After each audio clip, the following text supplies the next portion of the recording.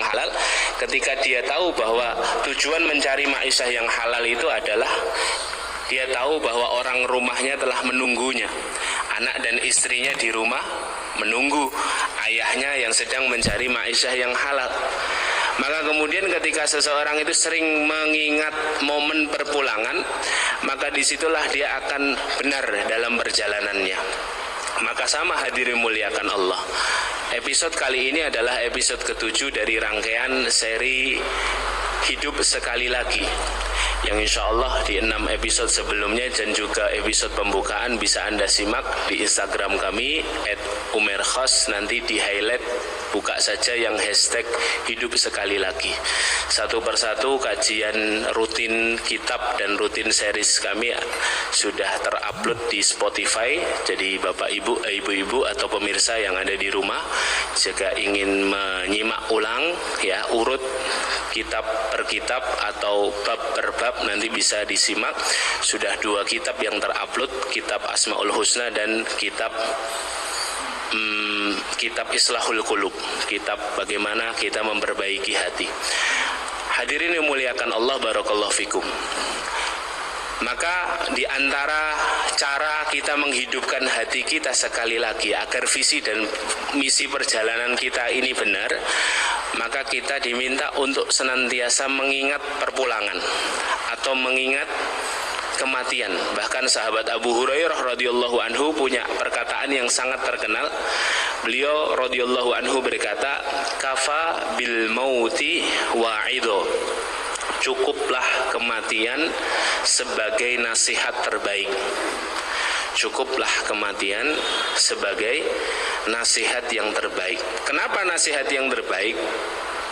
Karena banyak orang itu kembali ya ketika ia mengingat kematian. Banyak orang itu akhirnya kembali lurus, kembali bertobat kepada Allah, mendekat kepada Allah yang tadinya begitu jauh dari Allah ketika dia tertimpa sakit. Banyak orang itu kembali ketika dia memandikan orang mati.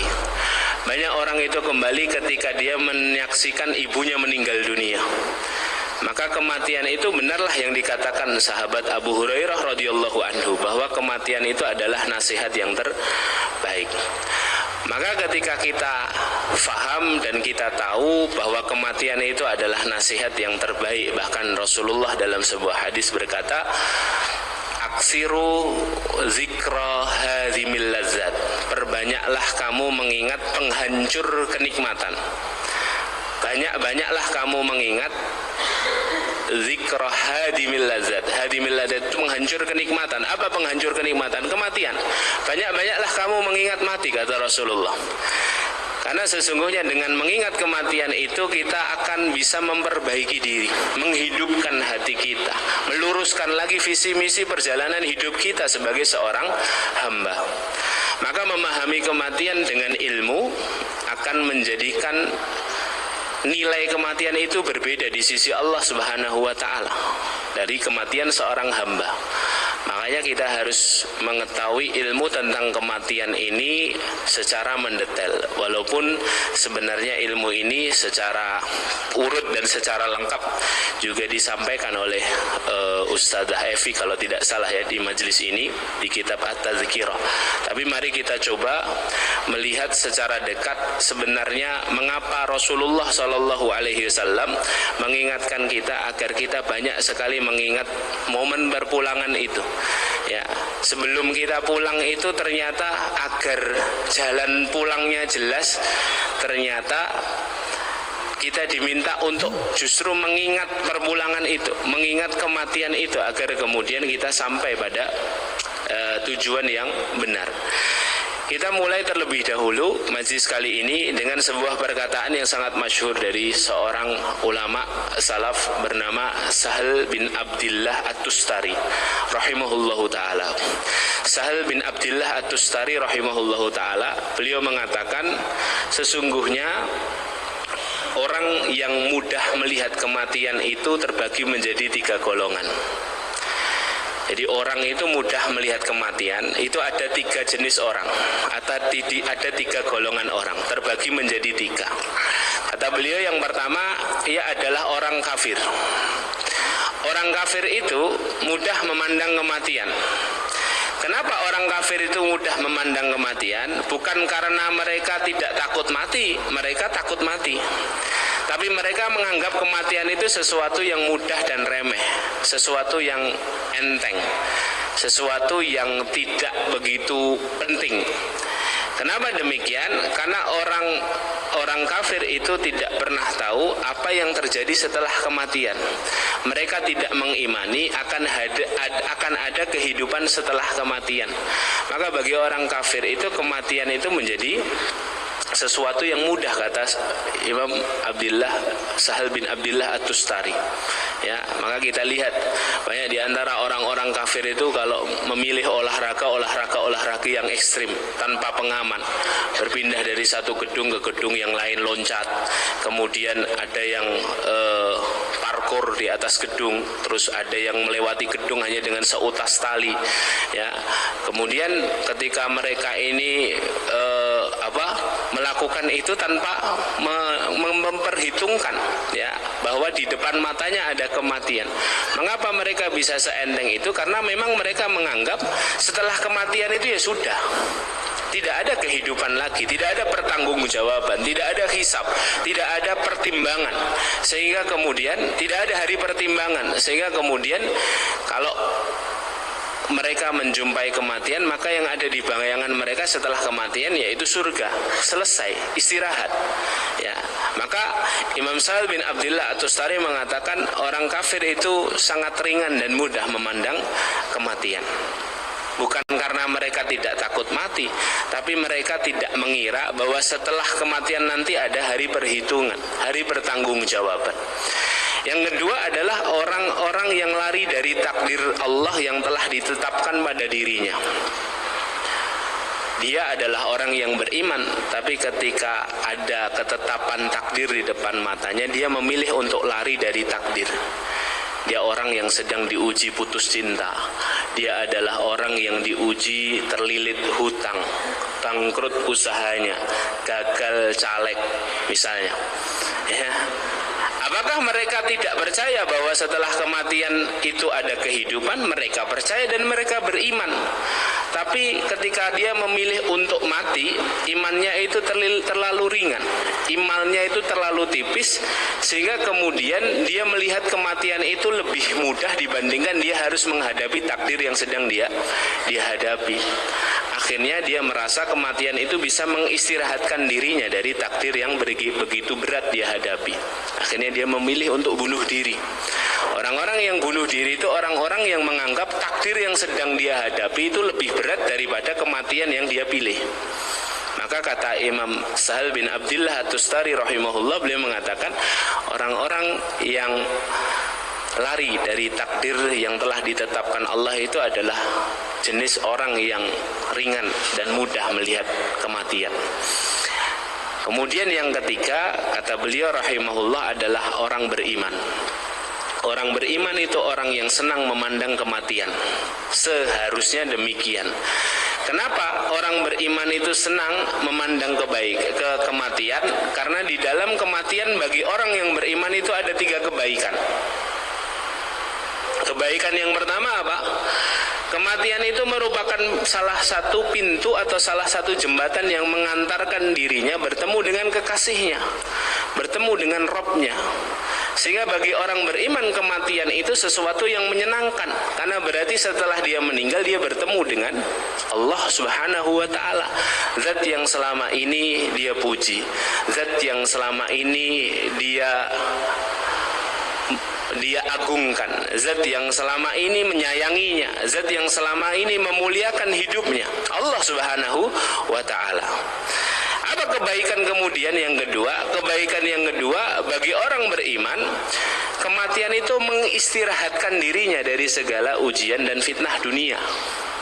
Maka bagi orang beriman kematian itu dipandang secara mudah. Dan yang paling penting yang ketiga, bagi orang beriman Ketika dia memandang kematian itu dengan pandangan yang senang, kenapa?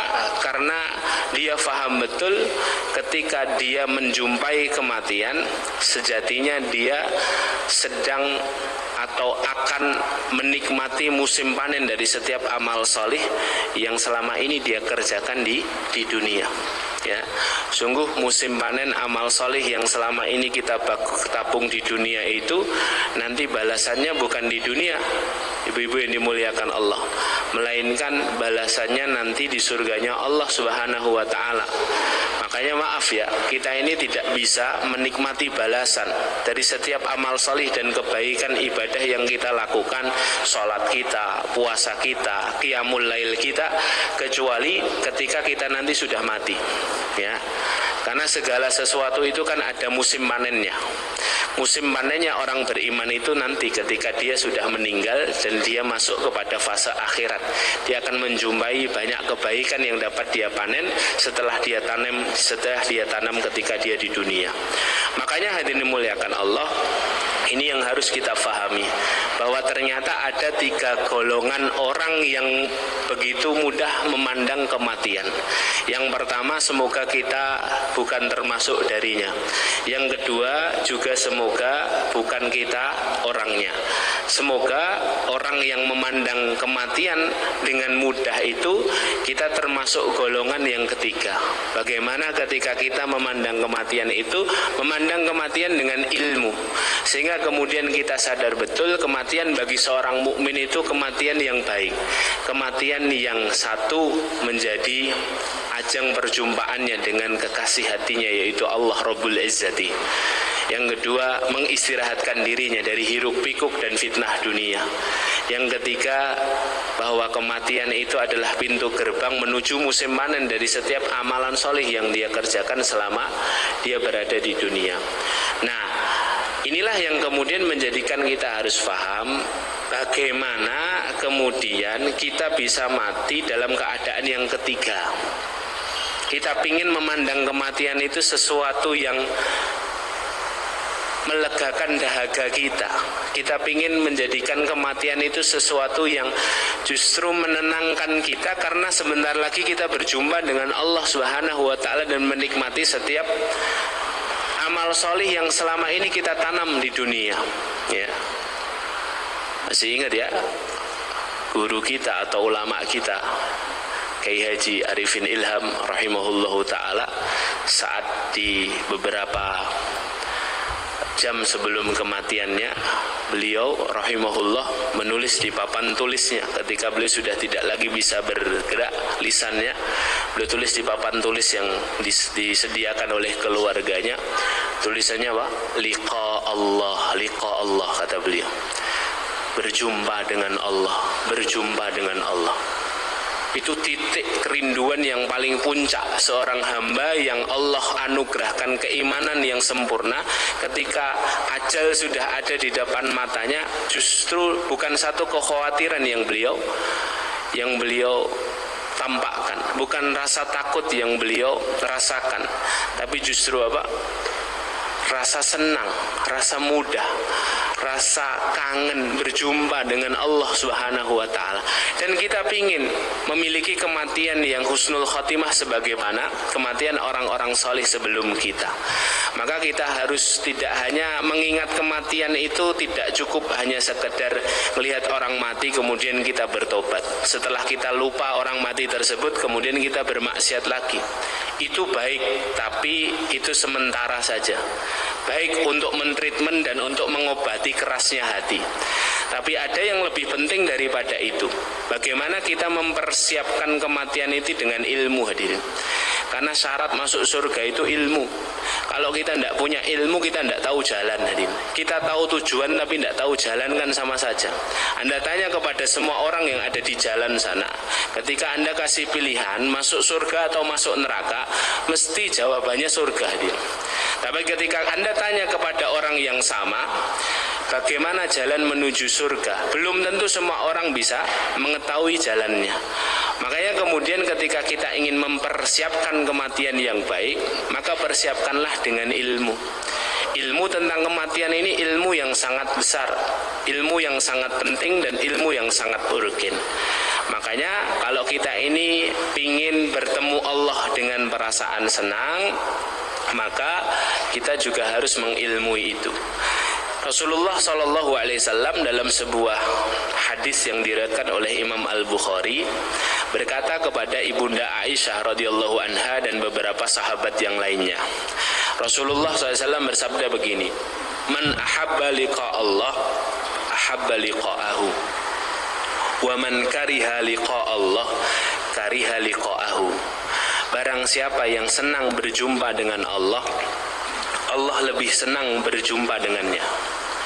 Dan barang siapa yang benci bertemu dengan Allah, Allah pun benci bertemu dengannya. Ya. Ini hadis jelas hadir. Maka kalau kita ini pingin Allah senang berjumpa dengan kita, kita harus mempersiapkan perjumpaan itu dengan persiapan yang matang. Kita harus memastikan bahwa kita berjumpa dengan Allah itu bukan dengan rasa khawatir kurangnya amal kita, dengan rasa takut banyaknya kerugian kita, menyia-nyiakan waktu, bukan. Kita harus memastikan ketika kita berjumpa Allah, kita dalam keadaan tenang, kita dalam keadaan senang, sehingga Allah pun senang berjumpa dengan kita, ya. Pada pertemuan yang lalu kalau tidak salah ingat, kita menyebutkan salah satu riwayat dari seorang sahabat mulia dari suku Khazraj, orang Ansar. Beliau ini namanya sahabat Abdullah bin Amru bin Haram radhiyallahu anhu. Abdullah bin Amru bin Haram ini, beliau ketika dalam sebuah peperangan melawan orang-orang musyrik, Abdullah bin Haram ini dimutilasi oleh orang-orang musyrik Mekah, ya. Dan kondisinya ketika ditemukan jasadnya itu begitu mengenaskan. Hidungnya hilang, telinganya hilang. Dan Abdullah bin Amr bin Haram ini adalah ayah dari seorang sahabat mulia, salah satu dari perawi hadis yang paling banyak, yaitu sahabat Jabir bin Abdillah. Kalau tidak salah, saya kemarin sedikit menyimak tausiahnya Ustadz Abdullah Toisikal di sini menyebutkan 7 perawi hadis dari kalangan sahabat yang paling banyak, ya. Ada Abu Hurairah, ada Ibnu Umar, ada Anas bin Malik, ada sahabat ada Aisyah radhiyallahu anha. Kemudian ada sahabat Jabir bin Abdillah. Ya. Sahabat Jabir, sahabat Ibnu Abbas, terus sahabat Jabir bin Abdillah yang urutan ke-6. Sahabat Jabir bin Abdillah ini punya ayah namanya Abdullah bin Amr bin Haram. Sahabat Abdullah bin Amr bin Haram ini dalam sebuah peperangan, kalau tidak salah perang Uhud, beliau ini ditemukan gugur sebagai syahid tapi dalam kondisi termutilasi. Memang orang-orang musyrik itu hobinya memutilasi dari dulu sampai sekarang, hadirin. Orang-orang musyrik dan orang-orang Yahudi itu kerjaannya mesti bengis dan sadis kepada orang-orang Islam. Nanti dibuka surah Al-Maidah ayat 82, Allah berfirman, la tajidanna asyaddan nasi adawatan lil ladina amanu al-yahud wal ladina asyraku. Kamu akan temukan orang yang paling keras permusuhannya kepada orang beriman, 2 golongan. Satu, orang Yahudi, kita lihat sekarang di Palestina. Yang kedua, orang-orang musyrik, orang-orang yang tidak bertuhan, orang-orang yang menyekutukan Allah, ya. Itu keras permusuhannya. Sama kayak musyrikin penyembah penyembah berhala di Mekah ini. Dia kalau perang itu sampai congkel hati. Sahabat Hamzah kita tahu. Kemudian Abdullah bin Haram ini juga salah satunya. Lah, ketika mendapati jasad ayahnya dalam kondisi seperti itu, sahabat Jabir itu dalam kondisi sedih. Karena apa? Ayahnya itu meninggal atau gugur walaupun syahid, tapi dalam kondisi yang mengenaskan. Namanya seorang anak melihat jasad ayahnya seperti itu kan mesti terluka. Sampai akhirnya beberapa hari sahabat Jabir itu murung, sedih. Sampai Rasulullah mengetahui sahabat Jabir ini bersedih, Rasulullah memanggil sahabat Jabir ini, bertemu di sebuah tempat, memanggil sahabat Jabir. Kemudian Rasulullah bersabda, "Ya Jabir, ala ukhbiruka ma kallamallahu li abika, ma qalallahu li abika." Jabir, maukah engkau aku beritahu apa yang dikatakan Allah kepada ayahmu? Ya. Maka kemudian Jabir terbelalak, loh, Rasulullah punya kabar tentang ayahku. Maka kemudian sahabat Jabir berkata, bala ya Rasulullah, mau ya Rasulullah, aku mau mendengar kabar apa yang dikatakan Allah kepada ayahku. Maka kemudian Rasulullah SAW bersabda, ya Jabir, ma kallamallahu ahadan illa mi wara'i hijab. Jabir, sesungguhnya Allah itu tidak pernah berbicara dengan seorang hamba pun kecuali Allah berbicara dari balik hijab. Wa kallama abaka kifaha, tapi Allah berbicara dengan ayahmu kifaha, face to face, wajhan biwajhin, langsung tanpa sater. Kemudian sahabat Jabir penasaran, apa yang dikatakan Allah kepada ayahku ya Rasulullah? Maka Rasulullah SAW bersabda, ya Jabir, sesungguhnya Allah berkata kepada ayahmu, Allah berfirman kepada ayahmu, ya, tamanna alayya u'tik ya Abdullah, wahai Abdullah, minta satu hal kepadaku, pasti aku berikan kepadamu. Hadiahnya orang yang mati syahid tadi, minta apapun dikasih sama Allah. Tamanna alayya u'tik, minta sesuatu kepadaku, aku kasih untukmu. Maka kemudian Abdullah ini menjawab, ayahmu menjawab, ya, ya Rabbi antuhyani fa'uqtal fika tsaniyatan. Ya Allah, permintaanku hanya satu saja ya Allah, hidupkan aku untuk kedua kalinya ya Allah, agar aku bisa berperang di barisan Rasulullah melawan orang-orang kafir, sehingga aku terbunuh untuk kedua kalinya ya Allah. Orang-orang syahid itu orang-orang yang merasakan nikmatnya meninggal dalam kondisi syahid tadi, sehingga ketika terbunuh itu minta dihidupkan lagi. Maka kemudian Allah Subhanahu wa taala menolak permintaannya sahabat Abdullah ini. Allah berkata, innahu qad sabaqa minni innahu la yurja. Sesungguhnya ketetapan takdir telah ditetapkan, seseorang yang sudah meninggal tidak bisa dihidupkan, kata Allah. Tamanna alayya utik, minta yang lain, pasti aku kabulkan. Diminta lagi sama Allah. Maka kemudian kata Rasulullah, Abdullah ini berkata kepada Allah, ya Rabbi fa'ablik man warai. Ya Allah, kalau gitu aku minta satu hal, ablik man warai, kabarkan kepada orang-orang di belakangku tentang kenikmatan yang aku terima setelah aku mati syahid ini ya Allah. Maka permintaan itu akhirnya dikabulkan oleh Allah. Turun satu ayat yang kemudian ayat itu dibacakan oleh Rasulullah di hadapan sahabat Jabir radhiyallahu anhuma. Ayat apa itu? Surah Ali Imran 169. Ketika Allah Subhanahu wa taala berfirman, a'udzu billahi minasyaitonir rajim, wa la tahsabannal ladzina qutilu fi sabilillahi amwata bal ahya'un 'inda rabbihim yurzaqun. Janganlah kamu mengira, kata Allah, orang-orang yang terbunuh di jalan Allah itu mereka mati.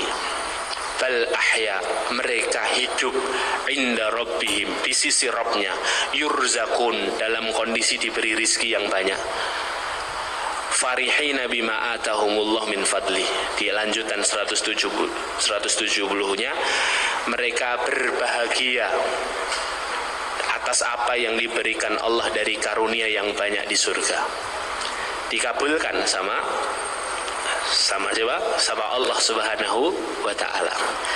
Hadirin yang dimuliakan Allah, cerita ini menjelaskan kepada kita bahwa Allah Subhanahu wa ta'ala ketika menyambut hambanya sedemikian istimewanya. Mengapa? Karena hamba tersebut juga menyambut perjumpaan dengan Allah begitu istimewa. Dia berjihad di jalan Allah, berperang di jalan Allah, mempertaruhkan harta dan nyawanya, sehingga kemudian jatuh gugur sebagai syahid. Maka Allah pun mengistimewakan perjumpaannya dengan dirinya. Maka kemudian benarlah apa yang dikatakan oleh Rasulullah tadi, man ahabba liqa Allah ahabba liqa'ahu. Barang siapa yang senang berjumpa dengan Allah, Allah lebih senang berjumpa dengannya. Inilah jawaban mengapa ada seorang sahabat bernama Sa'ad bin Mu'adz radhiyallahu anhu. Ketika beliau meninggal, kata Rasulullah apa? Ihtazza arsyur rahman. Arsy-Nya Allah berguncang karena kematian Sa'ad bin Mu'adz. Kenapa arsy-Nya Allah sampai berguncang ketika Sa'ad bin Mu'adz ini meninggal? Jawabannya satu, karena Allah Subhanahu wa ta'ala melihat hamba ini senang bertemu dengannya, Allah pun lebih senang bertemu dengan hamba tersebut. Tapi hati-hati hadirin, ada lanjutan hadisnya. Man kariha liqa Allah, barang siapa yang takut, yang benci bertemu Allah, Allah lebih benci bertemu dengannya. Ya. Barang siapa yang membenci dengan kematian, membenci kematian, maka Allah lebih benci bertemu dengan hamba tersebut. Maka kecintaan kita kepada dunia, kecintaan kita kepada pernak-pernik dunia menjadikan kita ini kadang-kadang lebih senang kepada dunia daripada bertemu Allah Subhanahu wa ta'ala.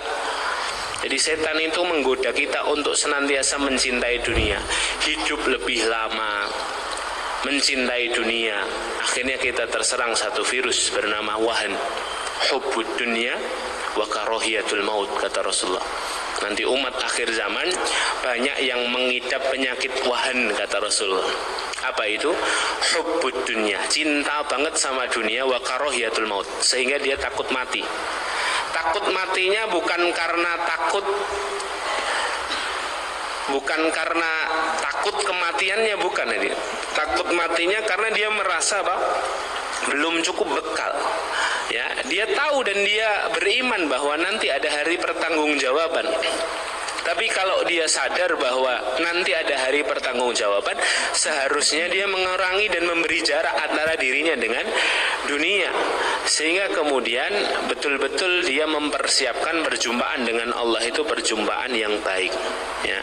Maka hadirin muliakan Allah, banyak di antara kaum muslimin ini yang menganggap kematian itu hanya sekedar dicabutnya ruh, kematian itu hanya sekedar tertutupnya mata.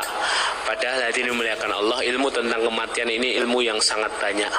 Makanya Rasulullah tadi mengatakan aksiru, kan, aksiru itu perbanyak. Zikro, mengingat itu bukan hanya sekedar mengingat mati saja. Mengingat itu, zikr itu kan ilm, zikr, ya. Makanya Allah berfirman, inna nahnu nazzalna zikra, kami turunkan kepada kalian az-zikra. Az-zikra itu kan Al-Quran, ilmu. Maka kita juga harus membaca ilmu tentang kematian. Kita harus mempelajari dan memperdalami ilmu tentang kematian agar kita bisa mempersiapkan kematian ini dengan kematian yang baik. Maka hadirin muliakan Allah, di antara hal yang paling prinsip dan hal yang paling pertama harus diketahui ketika kita ingin lebih dekat lagi tentang ilmu kematian adalah kita harus mengenali dulu. Selain kita membahas sifat-sifat surga, kita membahas sifat-sifat neraka, apa keadaan manusia nanti di padang mahsyar, apa keadaan orang nanti di hari hisab, bagaimana saja nanti fasenya, ya, sirat itu seperti apa. Selain kita membahas urusan-urusan akhirat, ada hal atau ada ilmu yang lebih dulu harus diketahui sebelum kita mengetahui itu. Ilmu apa? Ilmu tentang kematian itu sendiri. Kita harus tahu betul bahwa kematian itu memiliki sifat. Dan sifat-sifat kematian ini yang harus kita pelajari, karena setiap kita pasti berjumpa dengan kematian ini. Kullu nafsin za'iqatul maut, kata Allah. Setiap orang pasti merasakan mati. Ya. Hanya berbeda di jam keberangkatan saja, hadirin. Ada orang yang memilih jam keberangkatan pagi, ada orang yang memilih jam keberangkatan sore, ada orang yang memilih jam keberangkatan lusa. Hanya perbedaan, tujuan sama-sama menuju akhirat. Ya. Maka sejatinya kematian yang dialami oleh saudara kita, orang terdekat kita, itu sejatinya bukan perpisahan. Ya. Karena sejatinya kita masih sama-sama dalam perjalanan, hanya beda di jam keberangkatan saja. Perpisahan sesungguhnya adalah ketika nanti satu orang di antara kita masuk surga dan yang lainnya masuk neraka. Itu perpisahan, hadirin. Tapi kalau kematian di dunia ini belum perpisahan. Makanya kemudian agar kita tahu betul bahwa kematian ini pasti kita jumpai, maka kita harus tahu dulu sifat-sifatnya hadirin. Ya, dari kitab yang sama yang dibahas di kajian ini, saya merangkum dan menyimpulkan ada beberapa sifat kematian yang perlu kita catat dan perlu kita ketahui konsekuensinya. Kalau boleh dipoinkan menjadi beberapa poin, saya catat ada 6 sifat kematian yang harus sama-sama kita imani dan sama-sama kita tahu apa konsekuensi dari sifat-sifat ini. Sifat yang pertama, kata para ulama, kematian itu punya sifat selalu datang secara tiba-tiba. Mati itu selalu datang tiba-tiba. Ini sifat kematian yang pertama. Kematian itu tidak pernah nunggu kata siap dari kita hadir. Tidak pernah pula nunggu kita berhenti bermaksiat. Tidak pernah nunggu kita bertobat dulu. Kematian itu selalu datang tiba-tiba. Tidak pernah menunggu kata siap dari kita, seperti tidak siapnya kita mendengarkan kabar ibu kandung kita meninggal. Disitulah kondisinya. Ketika kita meninggal itu kita mesti dalam kondisi tidak tahu dan datangnya tiba-tiba hadir. Kematian datang tiba-tiba. Bahkan orang itu kan sering kaget ya ketika melihat saudaranya meninggal secara mendadak, secara tiba-tiba. Dan itu salah satu tanda akhir zaman. Wa min alamatis saati al-mautu fuja'ah, kata Rasulullah. Di antara tanda kiamat itu apa? Banyak orang yang mati mendadak. Ya. Mati mendadak, kena serangan jantung, atau tiba-tiba ada bencana, tiba-tiba ada kecelakaan yang tidak terprediksi dan lain sebagainya. Kondisi seperti itu pasti alami, dan itu ternyata menjadi salah satu sifat kematian. Datangnya tiba-tiba dan sifatnya sangat rahasia. Tidak ada satupun di antara manusia yang bisa memprediksi kapan dia meninggal. Memastikan tidak bisa hadir, karena itu ilmunya Allah. Coba buka surat 31 ayat 34. Allah Subhanahu wa taala berfirman, a'udzubillahi minasyaitonirrajim, wa ma tadri nafsun madza taksibu ghadan wa ma tadri nafsun bi ayyi ardin tamut. Tidak ada satupun jiwa yang tahu rezekinya besok pagi, dan tidak ada satupun jiwa yang tahu di bumi mana dia meninggal, kata Allah. Sebagaimana rezeki kita itu rahasia, ajal kita juga rahasia, ibu-ibu. Kita tidak pernah tahu meninggalnya di mana. Berapa banyak orang yang sudah menyiapkan liang kuburnya di kota A, tapi dia meninggalnya di kota C. Berapa banyak orang yang kemudian mengenakan kancing bajunya di pagi hari yang melepaskan kancing di siang hari bukan dirinya. Berapa banyak orang yang mengenakan jilbabnya di siang hari yang melepaskan di sore hari bukan dirinya. Berapa banyak orang yang menancapkan kunci di motornya di sore hari, di malam hari yang melepaskan kunci dari motornya bukan dirinya. Kematian bisa datang di mana saja dan kapan saja. Datangnya tiba-tiba. Dan ini ilmunya rahasia Allah. Tidak ada satupun di antara hamba Allah yang dibocorkan tentang ilmunya. Hatta Rasulullah Sallallahu Alaihi Wasallam. Saya sering ceritakan kisah ini, Adin. Rasulullah itu mulai sakit hari Jumat, Adin. Coba Anda lihat sirah beberapa hari sebelum Rasulullah SAW wafat. Ya. Rasulullah itu mulai sakit parah hari Jumat. Berat sakitnya Rasulullah karena pernah diracun oleh seorang wanita Yahudi. Jadi efek racunnya itu masih mengenai tubuh Rasulullah SAW. Sebagian sahabat yang kena racun itu sudah meninggal, ya. Sebagian yang lain terselamatkan, tapi Rasulullah sempat mencicip sehingga kemudian ada efek racun tersebut. Kemudian di akhir hayat beliau itu sakit hari Jumat. Jumat itu sudah manggil istri beliau. Siapa? Ibunda Aisyah radhiyallahu anha. Ibunda Aisyah dipanggil, ya Humairah, wahai istriku Humairah, ya. Kabarkan kepada ayahmu agar ayahmu menggantikan aku imam masjid, imam sholat di Masjid Nabawi. Ibunda Aisyah sempat menolak. La, ya Rasulullah, jangan ayahku ya Rasulullah. Innahu rajulun raqiq, sesungguhnya ayahku itu seorang yang mudah menangis. Kasihan nanti jamaahnya kalau sedikit-sedikit imamnya nangis. Tapi Rasulullah berkata, ayahmu lah yang menjadi penggantiku. Maka kemudian tetap Abu Bakar As-Siddiq dari mulai hari Jumat, Sabtu, Ahad yang gantikan imam non-stop 5 waktu sholat adalah sahabat Abu Bakar As-Siddiq. 3 hari berlalu para sahabat dalam kondisi gelisah, memikirkan bagaimana kondisi Rasulullah di dalam rumah Ibunda Aisyah radhiyallahu anha, karena mereka tidak punya akses masuk ke rumah Ibunda Aisyah radhiyallahu anha. Sampai kemudian kerinduan mereka begitu membuncah. 3 hari tidak ketemu Rasulullah. Biasanya Rasulullah itu duduk bersama mereka, bercengkrama bersama mereka, menjadi solusi dari setiap masalah yang dihadapi sahabat. 24 jamnya Rasulullah itu bersama sahabat, sehingga kemudian semua adab dan akhlak Rasulullah dapat kita rekam di kitab-kitab para ulama itu karena riwayat-riwayat yang banyak tentang mulianya akhlak dan pribadi Rasulullah karena membersamai sahabat. Lah 3 hari tidak ketemu Rasulullah. Hari Senin saat sholat subuh, ketika sahabat Abu Bakar sudah di mihrab, ketika semua jamaah sudah berbaris, sudah dikumandangkan iqamah, kemudian tiba-tiba pintu rumah Rasulullah terbuka. Ketika pintu rumah Rasulullah terbuka, semua pandangan menajamkan matanya ke arah kiri rumah Rasulullah SAW. Ternyata betul, sosok yang ditunggu-tunggu itu keluar dari rumahnya, Rasulullah SAW. Semua sahabat bahagia, semua sahabat senang. Kenapa senang? Berarti Rasulullah sudah sembuh, Rasulullah bangkit dari tempat tidurnya, Rasulullah bergabung kembali dengan kita, sholat berjamaah dengan kita. Sampai akhirnya Rasulullah tertatih, berjalan bergabung dengan jamaah. Semua sahabat senang, mensyukuri sholat subuh kali itu. Bahkan sahabat Anas bin Malik sampai berkata, tidak ada hari yang lebih indah dibandingkan hari di mana kami berjumpa lagi dengan Rasulullah setelah Rasulullah sakit. Tapi apa lanjutan sahabat Anas bin Malik? Dan tidak ada mendung yang paling kelam, langit yang paling hitam, hari yang paling menyedihkan, melainkan adalah di hari yang sama, di subuh Rasulullah sholat bersama kami, sebelum zuhur kami mendapatkan kabar Rasulullah SAW wafat. Rasulullah saja wafat, waktunya tidak dikabari sama Allah dia. Padahal Rasulullah itu kekasihnya Allah Subhanahu wa ta'ala, Rasul yang terakhir, ya, utusannya Allah Subhanahu wa ta'ala. Tapi tidak dikabari tentang kapan meninggalnya Rasulullah SAW.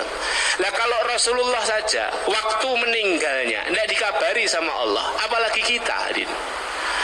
Maka sepakat para ulama mengatakan bahwa kematian itu rahasia Allah, datang secara tiba-tiba, tidak menunggu kata siap dari kita. Tidak menunggu kata siap dari kita, bisa datang kapan saja. Sehingga kalau kita faham betul bahwa kematian itu selalu datang tiba-tiba, tidak ada pilihan kecuali kita harus siap ketika kematian itu datang, ya. Kecuali kita harus menyibukkan hari-hari kita dalam kebaikan, dalam ketaatan, sehingga betul-betul ketika kematian itu datang, kita dalam keadaan meninggal dalam keadaan yang baik. Ini sifat yang pertama. Sifat yang kedua, kematian itu selalu memiliki sebab, kata para ulama. Kematian selalu memiliki apa? Sebab. Rasulullah SAW dalam sebuah hadis berkata, kullu bani Adam wa ala janbihi tis'atun wa tis'una manaya. Setiap manusia itu dikelilingi oleh 99 sebab kematian. Kita ini dikelilingi 99 sebab kematian. Satu persatu akan mengenai kita. Wa in akhta'athul manaya. Kalau semua sebab kematian luput mengenai kita, maka sebab yang ke-100 tidak akan luput mengenai kita. Sebab yang ke-100 apa? Al-haram, penyakit tua, kata Rasulullah. Jadi kita ini meninggal mesti dengan sebab, tidak mungkin tanpa sebab. Pasti ada sebabnya. Kita punya 99 sebab setiap orang, satu persatu akan mengenai. Makanya kadang ada orang yang meninggal pada sebab kematian yang pertama, baru lahir, kemudian orang tuanya lalai, tiba-tiba si bayi ini jatuh dari tempat tidurnya, kemudian meninggal. Ini sebab pertama dia membuat dia meninggal. Ada orang yang di sebab pertama dia bisa kembali, ditakdirkan Allah bisa hidup lagi. Sebab kedua bisa hidup. Kalau bahasa orang Jawanya apa? Nyowo balen, ya. Ya tidak ada, nyowo itu cuma satu. Cuman sebab kematiannya itu tidak mengenai kita, ya. Ada orang yang sudah sakit, keluar masuk rumah sakit, tidak meninggal, ya. Sampai kemudian akhirnya yang membuat dia meninggal apa? Al-haram. Al-haram itu apa? Penyakit tua, ya. Sehingga kita harus paham bahwa kita ini tertawan dengan kematian hari ini. Kita ini dikelilingi sebab-sebab kematian, ya. Setiap orang ini memiliki ancaman, dan ancaman itu adalah kematian. Maka kalau kita paham konsep atau sifat yang kedua ini, maka tidak ada alasan untuk kita bermaksiat hari ini. Kita ini dikepung kematian hari ini, ya. Kita ini dikepung kematian, ya. Begitu kritisnya kita hari ini. Kalau kita sadar betul hadis ini, bahwa 99 sebab, kalaupun sudah ada 5 sebab, masih ada 94 sebab hadirin mengintai kita. Kematian ini mengintai kita hadirin, mengikuti kita kemana saja kita berada, ya. Makanya hadirin memuliakan Allah, jangan terlalu sibuk ngurus dunia hadirin. Lomba yang paling melelahkan itu adalah lomba mengejar dunia hadirin. Karena secapek apapun dan sekeras apapun, tetap garis finishnya adalah kematian. Ya, dapat capeknya aja ini. Ya, maka dunia tetap diambil, letakkan di ujung jari, jangan dimasukkan dalam hati. Cukup jadi wasilah saja, jangan jadi tujuan. Jangan menghamba kepada dunia ini. Dunia itu kalau halal, hisapnya panjang. Kalau haram, azabnya pedih. Tidak ada yang enak dunia itu. Ya. Maka ambil sewajarnya saja untuk membangun negeri akhirat kita, ya. Karena kita dalam ancaman kematian. Ini sebab yang kedua kata para ulama. Sebab yang ketiga, kematian itu memiliki hubungan erat dengan rezeki. Kematian itu memiliki hubungan erat dengan rezeki. Jadi ajal dan rezeki itu berjalan beriringan hadirin. Ini konsep dalam Islam begitu.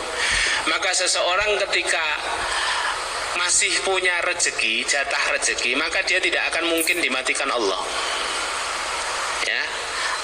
Sebaliknya, kalau kita ini masih bisa hidup, masih bisa melihat langit, masih bisa menyambung nafas, membuka mata, maka mesti Allah masih jamin rezeki buat kita.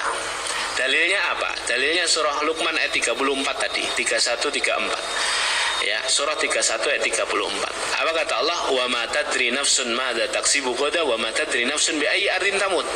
Tidak ada satupun jiwa yang tahu rezekinya besok pagi, dan tidak ada satupun jiwa yang tahu di bumi mana dia meninggal. Lihat bagaimana Allah menyandingkan antara rezeki dan ajal, antara rezeki dan kematian hadirin, ya. Bahkan Nabi SAW juga secara tegas mengatakan, ya, lan yamuta ahadun hatta yustawfa rizquh, dalam hadis yang sahih. Seseorang itu tidak akan dimatikan Allah sampai dituntaskan semua jatah rizkinya, ya, sampai dituntaskan semua jatah rizkinya. Bahkan Imam Al-Hasan Al-Basri mengatakan, seseorang itu setiap hari didatangi malaikat maut tiga kali sehari. Dan malaikat maut selalu dibekali oleh Allah catatan rizki orang-orang yang didatanginya. Maka malaikat maut ketika mendatangi kita, kok ternyata masih ada sisa jatah rizki untuk kita, maka malaikat maut akan mencari klien yang lain, ya, karena berarti kita belum jatahnya hadir, belum jatahnya, ya. Masih ingat ya cerita tentang seorang salaf yang berjalan di malam hari, kemudian di tengah perjalanannya dia mendengar suara orang berteriak, tolong, minta tolong, dicari sumber suara. Ternyata apa? Dia menemukan ada orang yang terperosok di dalam jurang yang sangat dalam. Minta tolong sudah berkali-kali, tidak ada orang nolong kecuali seorang ulama ini yang kemudian menolong. Akhirnya dicarikan cara, diambilkan dadung, kemudian ditolong, akhirnya orang ini selamat. Ketika selamat, didudukkan, disuruh minum, diambil air, kemudian minum dulu biar kamu tenang. Setelah orang ini tenang, orang ini bertanya, ya, sungguh aku tadi sudah, orang tadi bercerita, sungguh aku tadi sudah berteriak minta tolong berkali-kali dari sejak sore, tidak ada orang yang lewat di sini. Sampai akhirnya kamulah yang lihat, wahai Tuhan. Ya. Aku sendiri bingung mengapa aku bisa terperosok di jurang itu. Maka kemudian orang ini berkata kepada ulama ini, wahai Tuhan, tunjukkan kepadaku di titik mana aku terperosok. Di sebelah situ loh kamu terperosok. Ya mungkin kamu nggak lihat jalan di situ itu loh, di tempat itu. Akhirnya orang itu selesai minum, selesai bercerita, akhirnya mendatangi tempat itu lagi dan terperosok untuk kedua kalinya. Dan yang kedua kalinya membuat dia meninggal, hadirin. Sampai kemudian ulama ini berkomentar, sungguh Allah memperjalankan diriku untuk mengantar rizkinya yang terakhir, 1 gelas air putih. Harusnya bisa saja dia meninggal pada keterperosokannya yang pertama, tapi belum diizinkan Allah meninggal. Kenapa? Masih ada jatah rezeki 1 gelas air putih. Saya minum dulu nih, siapa tahu rezeki saya nih.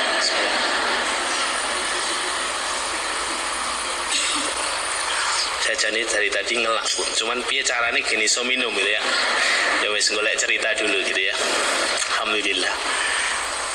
Sampai mana tadi ya? Iya sampai cerita tadi ya. Oh berarti apa? Berarti ajal dengan rezeki itu kan berbanding lurus jadi. Seseorang itu tidak akan dimatikan Allah sampai dituntaskan semua jatah rezekinya. Maka saya dulu ingat betul apa yang dikatakan oleh kiai saya sebelum saya lulus. Saya itu lulus dari sebuah pondok pesantren yang tidak berijazah, Bu. Saya tidak punya ijazah SMA. Jujur saya tidak punya ijazah SMA, saya punya paket C. Ya, paket C-nya itu pun saya pas ujian itu bareng guru-guru TK yang belum punya ijazah itu. Ya. Wallahi bener, saya tidak punya ijazah SMA karena pondok kami itu pondok tradisional. Tidak ada kurikulum negaranya, belajar kitab. Ya, pondok kami ada di Boyolali, Pondok Pesantren Darus Syahadah, Simo. Ya, kami angkatan awal. Ya, nah, saya lanjutkan. Lah, guru kami itu, kiai kami sebelum kami lulus itu sudah diwanti-wanti. Kamu tidak usah khawatir soal rizki. Kamu memang tidak punya ijazah. Kalian tidak punya ijazah. Tapi ingat pesan saya, kata beliau.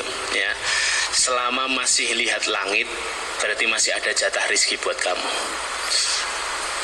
Kami dulu bingung mengartikan kalimat ini, Adin. Ya, selama masih melihat langit, masih ada jatah rizki buatmu. Terus sampai akhirnya kami semakin memperdalami ilmu tafsir, mempelajari Al-Quran. Kami nemukan satu ayat dalam Al-Quran di surah Az-Zariyat. Apa bunyinya? Wa fis sama'i rizqukum wa ma tu'adun. Dan di atas langit ada rezekimu dan apa yang Allah janjikan untukmu. Bah, sama dalam pikir kami. Ini sama dengan nasihat guru kami dulu. Ya, sampai kemudian kami mengolah lagi, mencari tahu lagi, mencari maklumat dari para ulama, sampai kemudian kami menyimpulkan, oh mungkin dulu yang dimaksud kiai kami, selama kamu masih bisa melek, masih bisa melihat langit, berarti masih ada jatah rezeki buat kamu. Kenapa? Karena tadi ajal dan rezeki itu berbanding lurus, Adin. Seorang benar-benar tidak akan dimatikan Allah sampai kemudian semua jatah rezekinya diberikan. Kalau kita bisa bangun di pagi hari, berarti masih ada jatah rezeki buat kita. Ya. Maka jangan, kalau kita sudah tahu sifat kematian yang ketiga ini, ibu-ibu yang dimuliakan Allah, jangan sampai kemudian kita khawatir dalam urusan rezeki. Jangan nyenggol yang haram, jangan nyenggol yang syubhat. Fokus saja sama yang halal. Kita tidak mungkin mati terlantar gara-gara kehabisan makan, gara-gara tidak punya uang. Kalaupun itu menjadi takdir kita, maka sesungguhnya berarti sudah tuntas semua rizki yang Allah Subhanahu wa Ta'ala bagikan dan Allah tetapkan untuk kita. Ya, jadi ini sifat kematian yang ketiga. Ini yang kemudian menjadikan kita jadi fokus sama yang halal saja, Din. Jangan nyoba-nyoba yang haram, jangan nyoba-nyoba yang syubhat.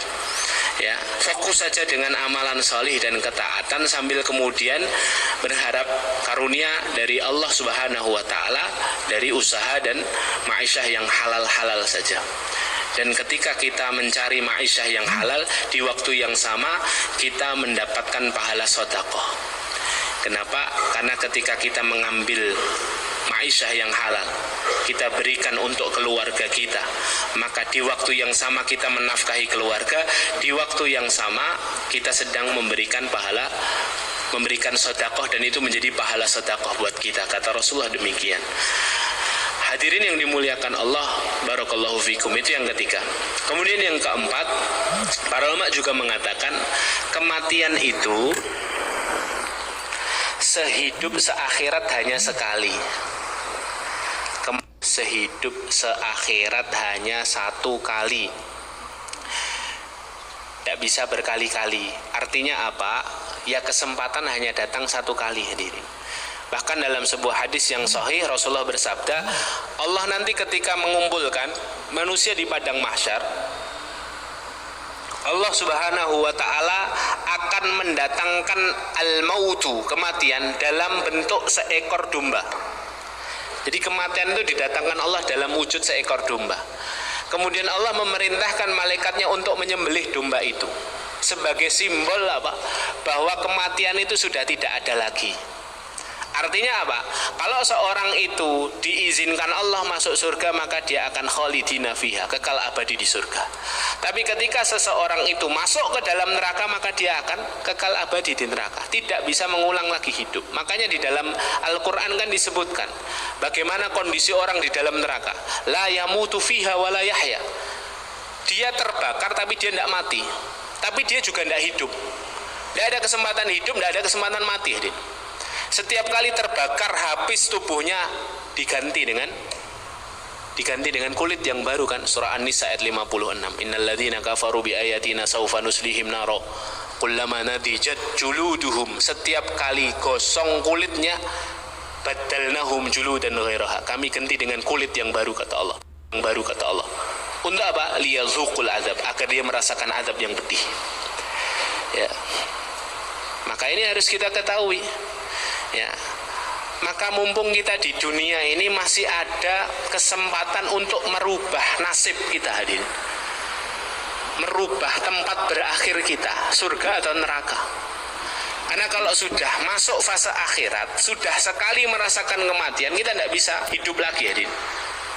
Ditolak sama Allah, minta dikembalikan lagi. Qala rabbirji'un, ya Allah kembalikan kami ke dunia. La'alli a'malu sholiha, kami ingin beramal soleh ya Allah. Teriakan para penghuni neraka itu. Ditolak mentah-mentah sama Allah. Apa jawaban Allah? Awalam nu'ammirkum, bukankah kami telah memanjangkan usiamu? Lah kamu dikasih 50 tahun kemana aja? 60 tahun, 65 tahun, 70 tahun. Kemana kamu selama ini? Dikasih usia begitu banyak, ya, habis buat dunia, habis dalam ketersia-siaan, habis untuk buang-buang waktu. Itu ditanya nanti usia, hadirin. Awalam nu'ammirkum, kata Allah. Ya, Fatir ayat 37 nanti dibuka ya. Awalam nu'ammirkum, bukankah kami telah memanjangkan usiamu? Ini sifat yang keberapa? Yang keempat, ya. Sifat yang keempat, kematian itu sehidup seakhirat hanya satu kali. Sifat yang kelima, ya, sifat yang kelima kata para ulama, kematian itu akan memindahkan kita ke alam barzakh. Kematian itu pintu menuju alam berikutnya, yaitu alam barzakh. Kita ini sekarang di fase alam dunia nih. Ada alam berikutnya setelah ini, namanya alam barzakh. Kenapa dinamakan barzakh? Barzakh itu secara bahasa artinya dinding yang tinggi dan tebal. Berarti apa? Berarti ketika kita sudah masuk ke alam barzakh, kita tidak bisa lagi kembali ke alam dunia. Ya. Konsekuensinya tadi, kalau kita sudah mati, tidak bisa remedi, tidak bisa minta ujian ulang, tidak bisa. Cuman sekali, tidak bisa, karena dindingnya terlalu tebal. Loh Ustaz, katanya ada arwah yang gentayangan, Ustaz. Tidak ada arwah gentayangan, hadirin. Anda buka kitab Ar-Ruh, kitabnya Ibnul Qayyim. Arwah itu tidak ada yang gentayangan. Kalau kita percaya arwah itu gentayangan, berarti kita menuduh Allah tidak mengurus para ruh yang merupakan makhluknya Allah. Padahal Allah Al-Mudabbir, Allah yang mengurus hambanya kan, ya, mengurus makhluknya, ya. Arwah gentayangan itu tidak ada, ya. Walaupun para ulama mengatakan bisa jadi seseorang bertemu dengan orang yang sudah meninggal dalam mimpinya. Itu hak, itu benar. Ya, jadi kalau jenengan kalau jenengan tidur, maaf salah ya. Kalau jenengan tidur ibu-ibu, terus mimpi ketemu almarhumah ibunda kita di dalam mimpi. ibunda kita tersenyum, itu berarti itu hak hadirin. Karena ruh bertemu ruh itu bisa. Ya. Karena ketika kita tidur itu kan ruh kita diangkat. Ruh bertemu ruh bisa. Tapi kalau ruh bertemu jasad tidak bisa. Ya. Kalau bertemu dalam mimpi bisa, tapi kalau bertemu di alam nyata itu hoax. Kalau jenengan tiba-tiba ibu sudah meninggal ketemu di dapur, loh bu, masa bu? Nah ini tidak mungkin ya.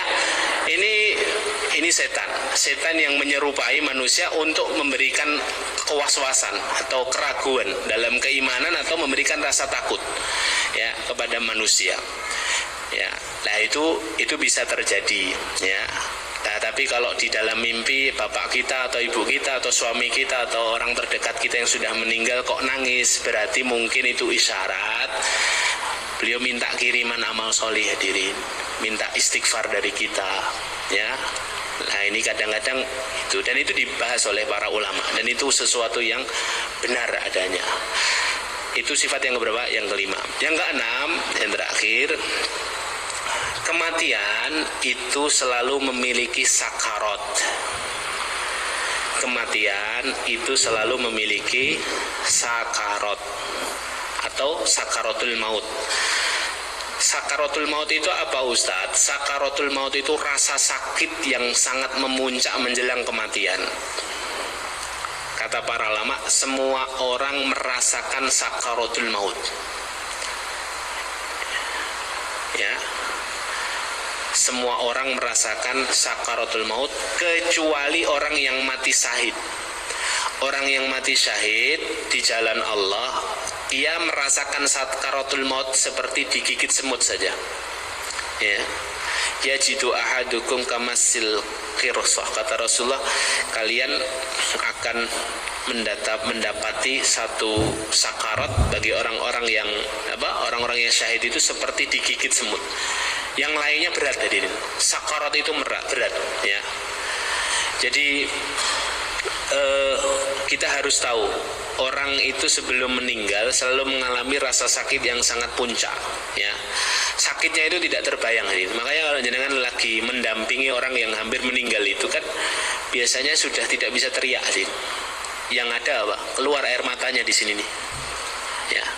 Kenapa hanya keluar air mata? Karena teriak sudah tidak mampu hadirin. Kalau jenengan sakit masih bisa teriak, kesakitan, berarti itu belum puncak hadirin. Karena masih apa? Masih ada tenaga untuk teriak. Tapi kalau orang betul-betul dalam kondisi betul-betul sakit hadirin, tidak mampu teriak hadirin. Itu yang dialami orang yang ketika menghadapi sakaratul maut itu hadirin. Ya. Makanya inilah jawaban Nabi SAW itu ketika diberi ujian sama Allah tidak pernah minta dikurangi hadirin. Dibeli gangguan sama orang-orang kafir, tidak pernah Nabi meminta, ya Allah kurangi gangguan orang kafir.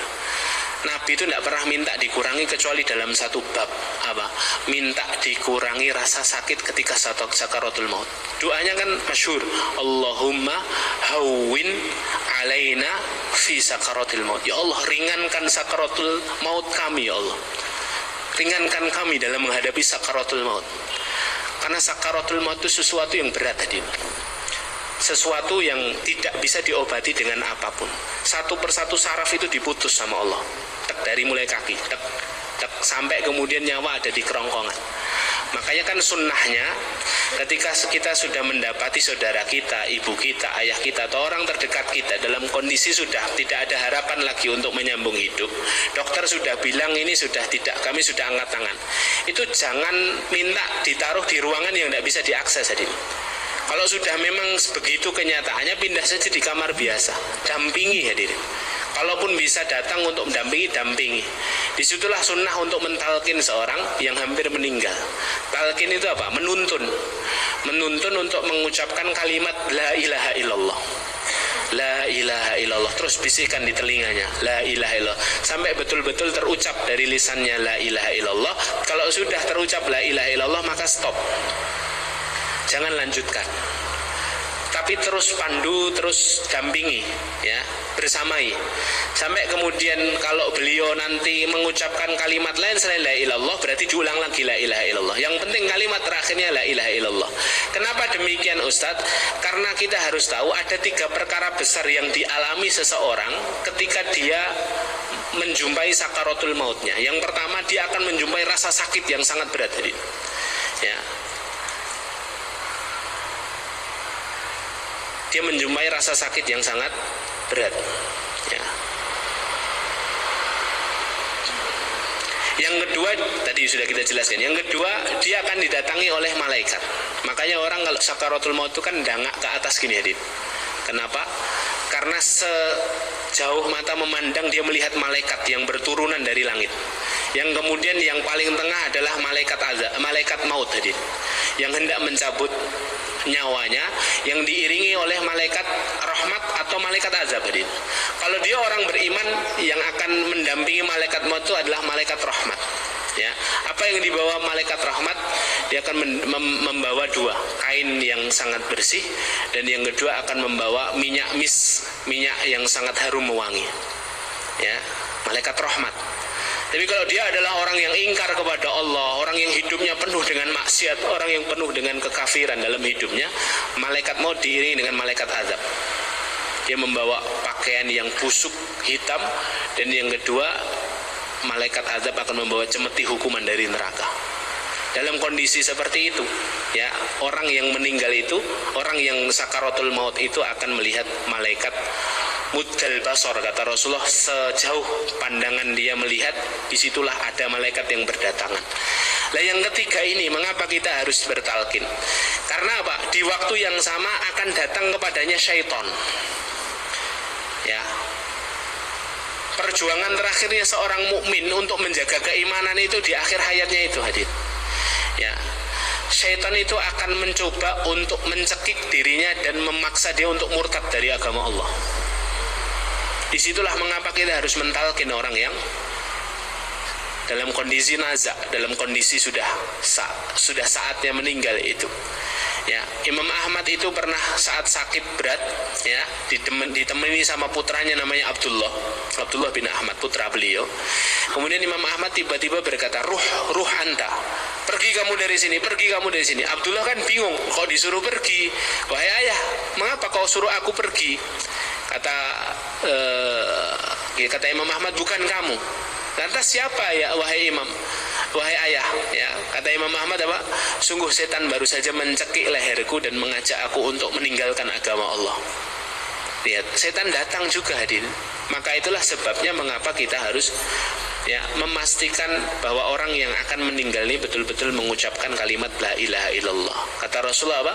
Sallallahu alaihi wasallam, man kana akhiru kalamihi la ilaha illallah dakhalal jannah. Barang siapa yang akhir kalimatnya la ilaha illallah, dakhalal jannah, dia masuk surga.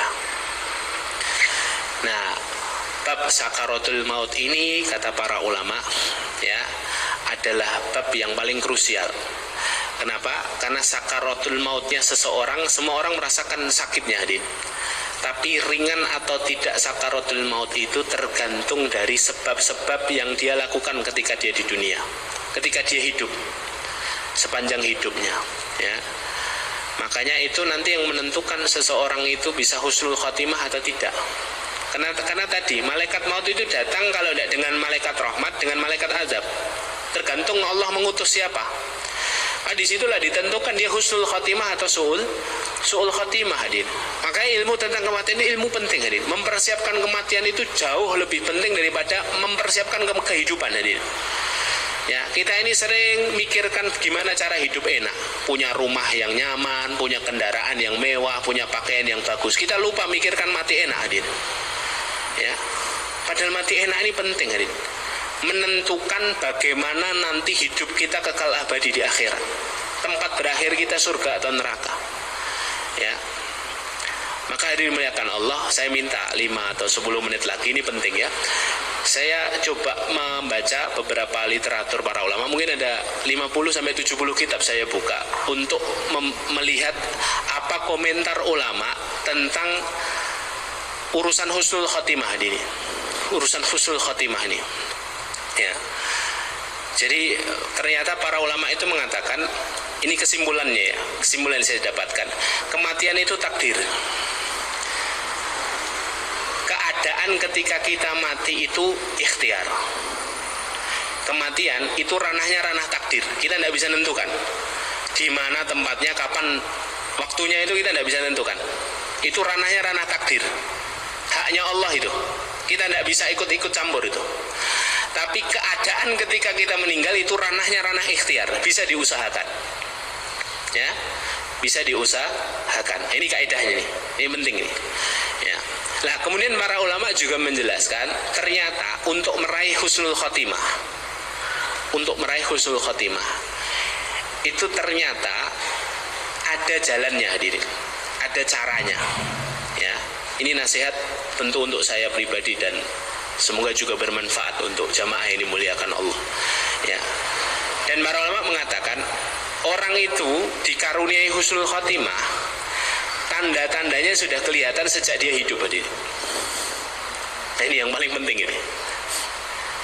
Jadi ulama itu tahu, ya, walaupun tetap ya akhir hidup seseorang itu tidak ada yang tahu ya. Tapi tanda, namanya tanda itu kan, ya, bisa menjadikan seseorang itu terus tadi ya, ranahnya ranah ikhtiar ya. Dia kalau sudah ada tandanya itu berarti dia tinggal jagain tanda itu gitu loh, kira-kira.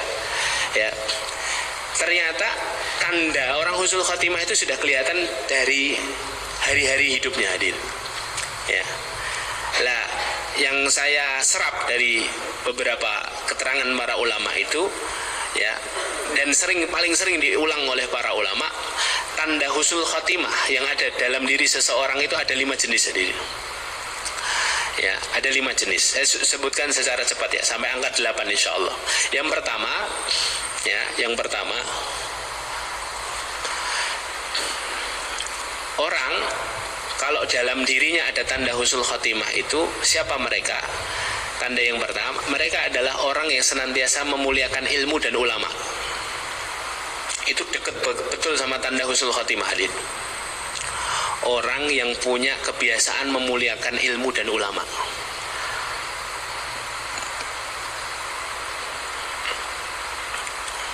Maka ini pilihan, hadirin. Ini bisa jadi pilihan kita. Setidaknya kalau kita tidak bisa menyelenggarakan kajian ilmu seperti ini, setidaknya kita jadi pesertanya. Atau setidaknya kalau kita tidak bisa ikut menjadi muridnya ulama, minimal kita menjadi pencintanya ahlul ilmi dan pencintanya majelis ilmu. Ya, kata Rasulullah, kun aliman, jadilah kamu ulama, jadilah orang berilmu. Au muta'alliman, atau jadilah kamu muridnya ulama. Au mustami'an, jadilah, kalau kamu tidak bisa jadi muridnya ulama, jadilah orang yang mendengarkan ilmu, mustami'an. Kalau dengarkan ilmu juga nggak kober, karena memang masya Allah sibuknya luar biasa. Ya, sampai datang ke majelis ilmu nggak kober, Adin. Saya sibuk sekali, Ustaz, pekerjaan saya banyak. Paling tidak jadilah yang keempat, au muhibban, jadilah pecintanya ilmu, pecinta ilmu, pecinta ulama, pecinta majelis ilmu. Pecinta itu maksudnya apa? Ya, orangnya nggak datang nggak apa-apa, tapi air mineralnya datang. Ya, orangnya nggak datang nggak apa-apa, tapi snacknya datang. Ya, dia ikut support, dia ikut mendukung, menyokong kegiatan-kegiatan ilmu. Kata Rasulullah, Pak, wala takun khomisan, jangan kamu jadi yang kelima fatahlik, maka kamu binasa. Pilihannya cuma 4 tadi. Yang kelima binasa. Ya, nah, binasa ini diartikan seringkali nanti hidupnya jadi nggak jelas jadi. Orang kalau tidak dekat sama ilmu itu nanti dia kalang kabut jadi, berantakan jadi. Nah, khawatirnya berantakannya sampai ketika ajalnya tiba. Ya, maka tanda pertama itu apa? Tanda pertama itu dekat memuliakan ilmu dan ulama. Ini tanda pertama. Jangan pernah dengar ya kisah yang saya ceritakan. Ada seorang ulama dari Suriah yang namanya Syekh Abdul Aziz Al-Haffar. Syekh Abdul Aziz Al-Haffar ini gurunya guru kami. Beliau itu digelari Al-Haffar di belakangnya karena ada ceritanya. Al-Haffar itu tukang gali kubur, Adin. Jadi ulama ini, Syekh Abdul Aziz Al-Haffar ini dulunya adalah pekerjaannya tukang gali kubur. Terus banting setir jadi ulama, Adin. Ingin tahu kisahnya nggak? Sudah tahu? Ya sudah, ya. Kisahnya begini hadirin. Ini kisah nyata di Damaskus, di Suriah. Jadi ini Syekh Abdul Aziz ini dulunya tukang gali kubur. Kerjaan orang gali kubur itu apa sih? Gali kubur, bantuin jenazah masuk terus dikubur. Ya, kalau dapat pesanan kuburan digali. Lah, satu hari dia dapat pesanan kuburan hadirin. Digali, pagi harinya digali, siang harinya datang jenazah. Pas nurunkan jenazah, karena beliau ini tugasnya adalah gali kubur, dia ikut di bawah bantu keluarganya yang nurunkan jenazah. Ketika sedang memasukkan jenazah itu ke liang lahat, beliau menundukkan pandangan begini, tiba-tiba kata beliau, Allah menyingkap pandanganku. Tiba-tiba aku melihat taman yang sangat indah, luas, hijau, yang sangat rindang pohon-pohonnya. Baunya semerbak wangi, ya. Aku mengira itu adalah taman-taman surga. Jadi pas turun gini pandangannya disingkap sama Allah. Ini kejadian nyata, hadir. Karena memang Syekh Abdul Aziz ini seorang yang taat. Sejak jadi gali kubur itu orang yang taat, ya. Jadi mungkin termasuk dari orang-orang yang dicintai Allah.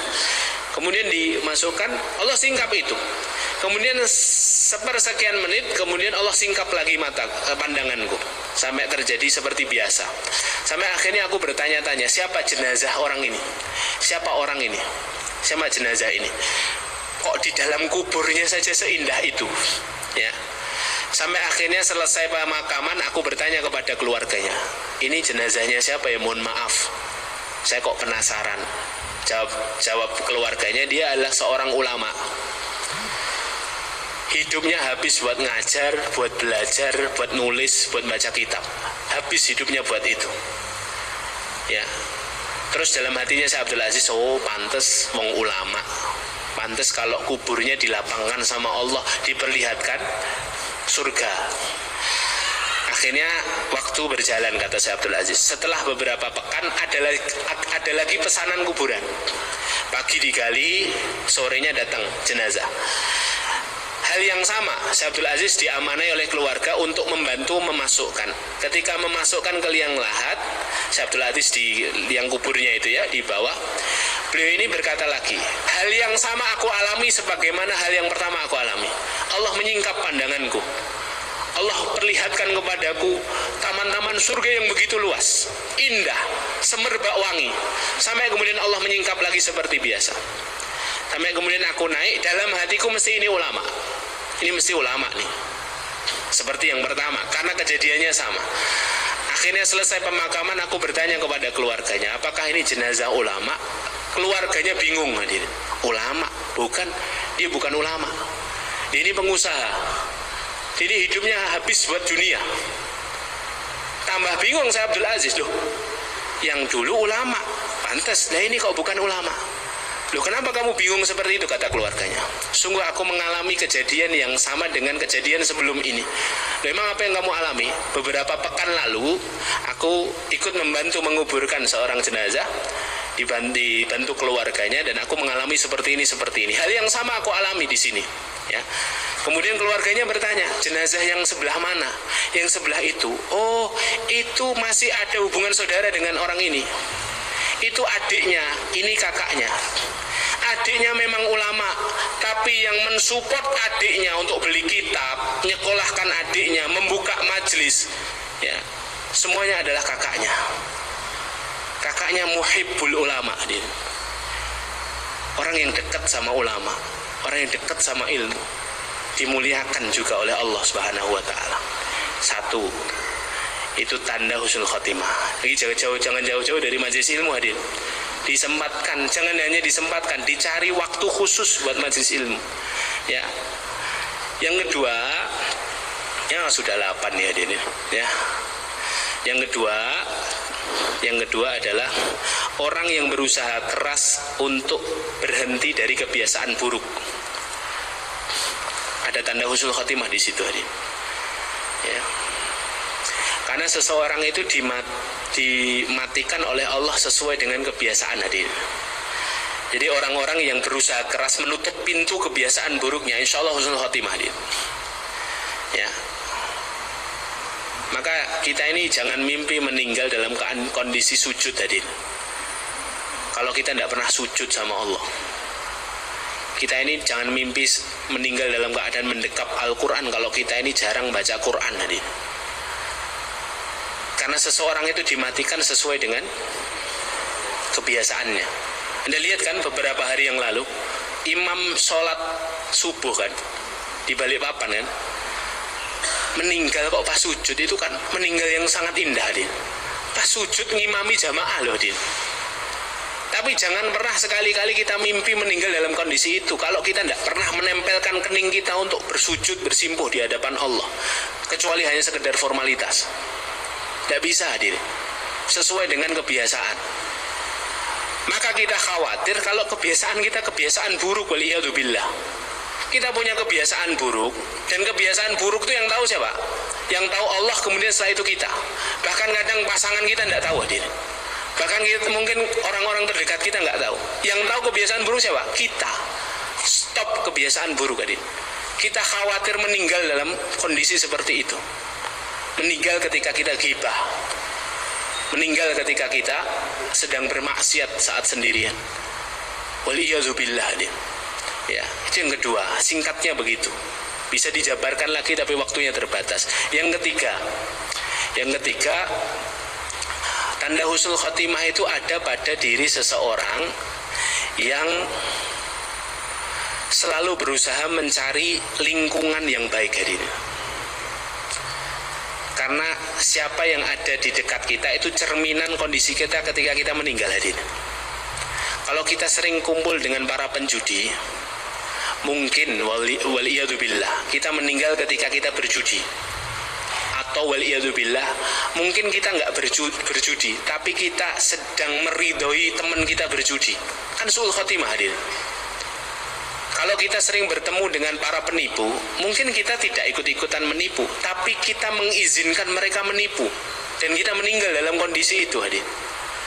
Maka teman, circle itu penting sekali untuk menentukan husnul khotimah kita atau tidak. Abu Thalib itu kurang apa sama dakwah hadir? Paman Rasulullah itu. Kalau kita ini levelnya baru ngadakan kajian rutin setiap Kamis, belum ada apa-apa sama perjuangannya Abu Thalib menjadi backupnya Rasulullah dalam perjuangan Rasulullah. Rasulullah diboikot 3 tahun, yang masuk makanan siapa? Abu Thalib. Yang menjamin Rasulullah dari gangguan Quraisy siapa? Abu Thalib. Tapi Abu Thalib saat beliau sakit, Rasulullah minta, ya wahai pamanku, ya ammi, masuk Islam wahai pamanku. Tapi Abu Thalib lebih cinta kepada circle-nya kan. Akhirnya meninggalnya apa? Su'ul khotimah hadir. Su'ul khotimah. Rasulullah minta agar dimasukkan surga, tidak bisa kata Allah. Innaka la tahdi man ahbabta walakinnallaha yahdi man yasha kata Allah. Allah turunkan ayat khusus tuh. Kamu tidak bisa memberi hidayah kepada orang yang kamu cintai wahai Muhammad. Yang bisa ngasih hidayah itu Allah, sesuai dengan yang Allah kehendaki. Kisah anjingnya Ashabul Kahfi. Di dalam surah Al-Kahfi awal-awal kan ada kisah Ashabul Kahfi itu. Pertanyaannya, mengapa kok ada anjing Ashabul Kahfi di situ? Apa faedahnya anjing Ashabul Kahfi ini diceritakan? Wong cerita Ashabul Kahfi, 7 pemuda yang masuk gua itu kan cerita tentang raja yang tirani sama pemuda-pemuda yang beriman lah, yang menyelamatkan keimanannya, minggir di gua, ketiduran 309 tahun loh. Kan aktornya hanya raja sama pemuda, sekelompok pemuda. Tapi kok diceritakan berkali-kali ada anjing di situ, coba. Wa kalbuhum basitun dzira'aihi bil wasid kata Allah. Dan anjing-anjingnya Ashabul Kahfi terbentang tertidur di depan mulut gua. Saya kuluna salah satu rabi'uhum kalbuhum. Orang-orang berkata Ashabul Kahfi itu 3 orang, yang keempat anjingnya. Yaquluna khamsatun sadisuhum kalbuhum. Orang ada yang berkata Ashabul Kahfi 5 orang, yang ke-6 anjingnya. Sab'atun wa saminuhum kalbuhum, 7 orang, yang ke-8 anjing. Anjingnya diulang-ulang Allah dalam Al-Quran. Kok mulia sekali anjing ini sampai diabadikan dalam Al-Quran. Tidak cuma diabadikan, setiap Jumat kita disuruh baca tentang kisah anjing ini. Ya. Ada apa ini? Apa hikmahnya? Anda tahu nggak hikmahnya? Yang disebutkan para ulama tafsir. Ulama tafsir bilang hikmahnya satu saja. Ya, hikmahnya satu. Sesiapapun yang mendekat kepada orang-orang solih, dia akan kecipratan kebaikannya. Anjing hadirin. Ini anjing, gonggongannya ganggu orang. Dagingnya najis. air liurnya dagingnya haram, air liurnya najis hadin. Tapi menjadi makhluk yang dimuliakan Allah, diabadikan dalam Al-Quran hanya karena apa? Membersamai orang-orang soleh hadin. Ya, jadi yang ketiga apa? Cari circle yang baik hadirin. Karena itu menentukan akhir hidup kita. Kemudian yang keempat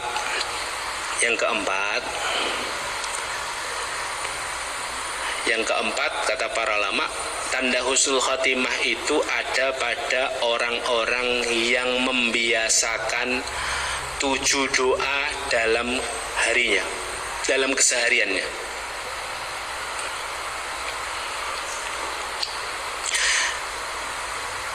Setelah saya tadaburi dalam waktu yang cukup lama, baik ketika mukim maupun perjalanan, 7 doa ini penting hari ini.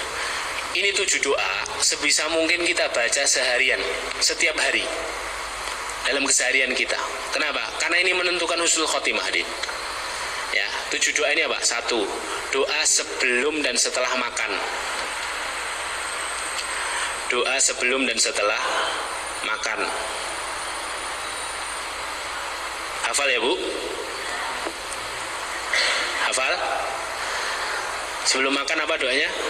Bismillah. Setelah makan alhamdulillah. Ya apa-apa, yang penting bismillah alhamdulillah. Minimal itulah ya. Kalau panjangnya ya cukup bismillah, atau boleh juga yang Allahumma barik lana. Ya, walaupun kata sebagian ulama dari hadis yang dhaif, tidak apa-apa, doa boleh dengan semua bahasa. Ya, doa boleh dengan segala lafaz, ya. Minta keberkahan dari makanan kan boleh juga. Yang penting doa sebelum makan dan setelah makan. Ini tanda husnul khotimah yang pertama. Doa yang menandai seseorang husnul khotimah. Kenapa? Karena semua aktivitas kita itu berasal dari energi yang kita masukkan ini. Kalau energi yang kita masukkan itu dari sesuatu yang baik, maka semoga dalam kondisi kenyang, lapar, capek atau berenergi, meninggal, semoga husnul khotimah. 1. 2. Doa sebelum dan setelah tidur. Hafal ya ini nggih? Hafal. Coba dites. Sebelum tidur apa, Bu? Bismillah. Setelah tidur alhamdulillah, ya. Sebelum tidur apa, Bu? Bismillahirrahmanirrahim, ya, bismika amut. Setelah tidur alhamdulillahilladzi ahyana ba'da ma amatana wa ilaihin nusyur, ya. Kenapa Ustaz kok ini jadi tanda husnul khotimah? Karena hidup kita antara dua, diri. Kalau tidak melek, merem. Kalau melek meninggal, sudah bersyukur, memulai melek itu dengan bersyukur alhamdulillahilladzi ahyana. Segala puji bagi Allah yang telah menghidupkan kami setelah mematikan kami. Kan kita mensyukuri nikmat melek lagi kan. Meninggal husnul khotimah, din. Tidur bablas husnul khotimah insyaallah. 2. Yang ketiga, doa masuk keluar kamar mandi. Loh Ustaz, kenapa Ustaz ini jadi doa husnul khotimah? Apa banyak kasus pada meninggal di kamar mandi? Bukan, hadirin, ya. Keluar masuk kamar mandi itu, hadirin, kata para ulama, itu juga bagian dari kebutuhan manusia. Hajatnya manusia itu kan masuk kamar mandi, hadirin. Ya, maka Anda harus tahu hari ini, ya, walaupun setelah gencatan senjata, warga Gaza hari ini dalam kondisi kritis, hadirin. Di pengungsian satu ruangan 80 orang, hadirin. Satu ruangan kelas 80 orang, ya, 4 kelas satu kamar mandi. 8 kali 4 berarti 320 orang. Satu kamar mandi, hadirin. Kamar mandi ini kan kebutuhan. Maka kalau kita menyelesaikan hajat kita masuk kamar mandi dengan berdoa, doanya hafal, Bu, ya. Allahumma inni a'udzubika minal khubuthi wal khaba'ith, keluarnya ghufranaka. Maka semoga semua hajat kita sehari-hari dalam kondisi apa? Diberkahi Allah. Meninggal husnul khotimah. 3 kata para ulama. Yang keempat, doa keluar masuk rumah. Keluar rumah masuk rumah. Kenapa Ustaz doa keluar rumah masuk rumah ini jadi tanda husnul khotimah? Karena ya hidup kita antara dua itu, Bu. Kalau tidak di dalam rumah ya di luar rumah. Ya antara dua itu juga pilihannya, meninggal di dalam rumah atau di luar rumah. Simpel saja. Bismillahirrahmanirrahim. La haula wala quwata illa billah. Masuk rumah. Astagfirullah. Kasihan ya. Jenengan ini pada nggak punya rumah loh. Ya. Kalau tidak tahu doa masuk rumah ini gimana? Assalamualaikum lagi. Ya. Doa masuk rumah Bu. Tulis Bu. Bismillahi walajna. Bismillahi walajna. 3 kalimat saja. Bismillahi walajna. Bismillahi kharajna. Wa ala rabbina tawakkalna. Nah, saya ulang ya, nanti diulang lagi di rekaman. Ini waktunya terbatas soalnya. Nanti diulang lagi atau googling doa masuk rumah nanti keluar. Ya, dibaca. Ya, dibaca. Kenapa? Karena masalah itu hadir tidak hanya di luar rumah, di dalam rumah itu masalah juga kompleks dan banyak. Kita minta ditemenin Allah ketika kita mengucap Bismillah. Ya Allah, tolong aku ya Allah. Ya, masalah itu lebih banyak di dalam rumah Bu daripada di luar rumah. Ya, buktinya apa? Ibu-ibu sering nangis di dalam rumah apa di luar rumah? Dalam rumah. Ya, itu berarti masalah semua itu. Di dalam rumah banyak masalah maksud saya. Ya, banyak masalah. Maka kita minta ditemani Allah. Nah, ketika di dalam rumah meninggal, semoga husnul khotimah. Di luar rumah meninggal, semoga husnul khotimah. Kemudian yang kelima, doa masuk pasar. Wah, ini jangan tersinggung ya Bu. Ini bukan perkataan saya, ini perkataan para ulama. Kenapa masuk pasar jadi tanda husnul khotimah, ibu-ibu? Karena coba sebutkan di mana di jengkal buminya Allah ini yang tidak ada pasar ini. Sekarang kita ini dikepung pasar ini. Keluar masjid pasar ini.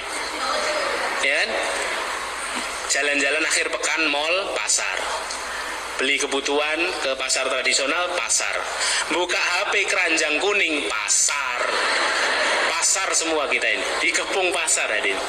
Maka harus tahu doanya Bu, biar ketika kita bertransaksi atau selesai bertransaksi, kita mati dalam kondisi husnul khotimah din. Kenapa? Karena ada fadilah doa masuk pasar Bu. Nanti cari hadisnya ya. Bunyinya begini, au kama qala Rasulullah, man dakhala suqan, terus barang siapa yang masuk pasar terus berdoa dengan doa ini, maka baginya 1 juta pahala, dihapuskan 1 juta kesalahan, diangkat derajatnya 1 juta derajat. Laundry dosa hadir. Maka ini fadilah amalannya ibu-ibu nih hadir. Ibu-ibu kan paling sering ke pasar kan. Ini bisa jadi amalan andalannya ibu-ibu hadir. Doa masuk pasar nih. Kalau masuk pasar jangan lupa doa ini. Jenengan belanja di depan, doa-doa dengan doa ini. Ya, doanya apa? Doanya jenengan sudah hafal semua. Hanya kadang kita tidak sadar ini doanya. Doanya la ilaha illallah wahdahu la syarikalah lahul mulku wa lahul hamdu. Sebentar, sampai walahul hamdu wa huwa ala kulli syai'in qadir nanti dikasih jarak dulu, dimasukkan 3 kalimat. Lahul mulku wa lahul hamdu yuhyi wa yumitu wa huwa hayyun la yamutu biyadihil khair. Kemudian wa huwa ala kulli syai'in qadir. Simpel hadirin, 1 menit saja. Kita dapat laundry dosa, dapat kulaan pahala, kulaan barang sekalian, ya. Masya Allah, ya. Nah, kalau meninggal semoga husnul khotimah. Nanti diulang sendiri di rekaman ya. Yang ke-6, zikir pagi sore. Karena kita ini meninggal ya antara kalau nggak pagi ke sore, sore ke malam, sore ke pagi. Maka zikir pagi sore tidak boleh lepas. Seminimal-minimalnya Sayyidul Istighfar Bu. Sayyidul Istighfar ya. Sayyidul Istighfar ini kalau bisa dihafal. Ya, karena kata Rasulullah Pak, barang siapa di pagi hari baca Sayyidul Istighfar, meninggal di siang hari wajib baginya masuk surga. Barang siapa yang baca Sayyidul Istighfar di sore hari, meninggal di siang hari, meninggal di malam hari, wajib baginya masuk surga. Allahumma anta rabbi la ilaha illa anta sampai akhir. Kemudian yang ke-7, doa ketika berhubungan suami istri. Kenapa Ustadz? Ini juga tanda husnul khotimah, karena ini juga bagian dari kebutuhan manusia. Kalau kebutuhan ini terpenuhi dengan rahmat Allah, dengan barokah dari Allah, ya, kemudian kita meninggal, maka semoga itu menjadi tanda husnul khotimah. Ya, 7 doa itu jangan sampai terlewat hadirin. 7 doa itu. Kemudian yang terakhir, yang kelima, ya, tanda yang kelima itu seseorang yang selalu mengusahakan